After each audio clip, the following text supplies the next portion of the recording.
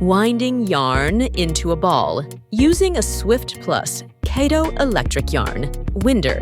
As you can see, we need to prepare these items before making the yarn cake. Step 1. We secure the Swift to the tabletop. Then, open the yarn hanks you've prepared. Place the hanks you've prepared onto the Swift like this. Expand the Swift.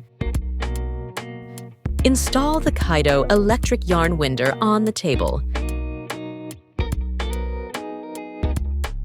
Adjust the Swift so that it is level with the yarn winder. Attach the yarn to the machine like this. The machine starts to run steadily.